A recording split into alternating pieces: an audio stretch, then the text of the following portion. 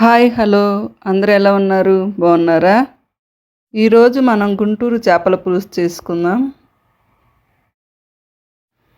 నేను 2 కిలోల చేపలు తీసుకున్నానండి. దాన్ని శుభ్రంగా కడుక్కొని దానిలో నీచు వాసన పోవటానికి పసుపు, నిమ్మరసం వేసి బాగా కడగాలి.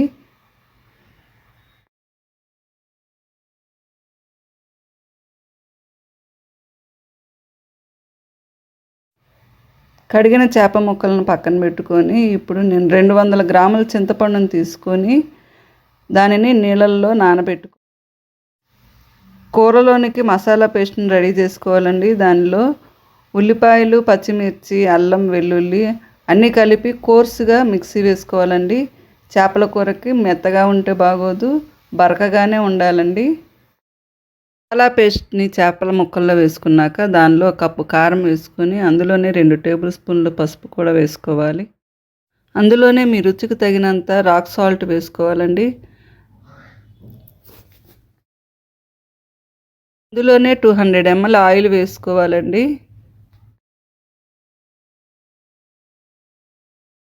వాటన్నిటిని ముక్కలకు బాగా పట్టించాలండి.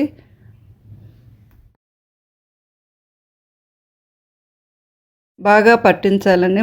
ముక్కకి అది మొత్తము పచ్చిదే కలిపి పట్టించాలి. కలిపిన ముక్కల్లో చింతపండు పులుసు పోసుకొని మరొకసారి కలుపుకుందామండి.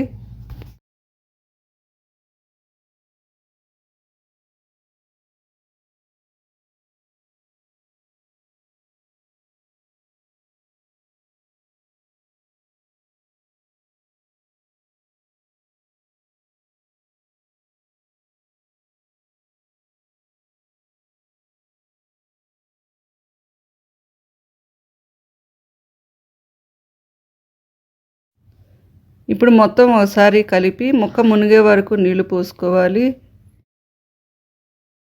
లోనే కరివేపాకు, కొత్తిమీరను కూడా వేసుకోవాలి.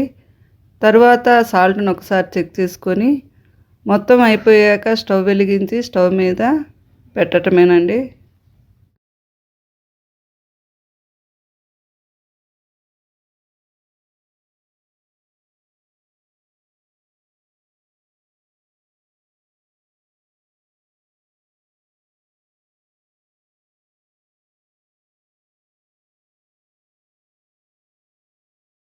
చేపల పులుసు అంతటిని హైలోనే ఉడికించాలండి. ఒకసారి ముక్క ఉడికిందో లేదో చెక్ చేసుకుందాం.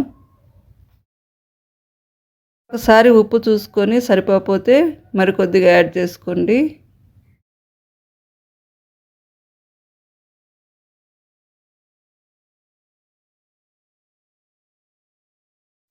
దానిలోనికి కొద్దిగా గరం మసాలాను రెడీ చేసుకుందాం. 1 టేబుల్ స్పూన్ గసగసాలు, 2 టేబుల్ స్పూన్ ధనియాలు, 4-5 లవంగాలు, 1 స్పూన్ జీలకర్ర, చెక్క 1 ఇంచు, 2 యాలకులు. మిక్సీ పట్టుకున్న గరం మసాలాను ఇప్పుడు చేపల కూరలో యాడ్ చేసుకుందామండి. ఫైనల్గా కొత్తిమీర వేసుకొని స్టవ్ ఆఫ్ చేసుకుందామండి. అంతేనండి, గుంటూరు చేపల పులుసు రెడీ అయింది. ఈ వీడియో కానీ మీకు నచ్చినట్టయితే లైక్ చేయండి, షేర్ చేయండి. మరికొన్ని వీడియోస్ కోసం సబ్స్క్రైబ్ చేసుకోండి.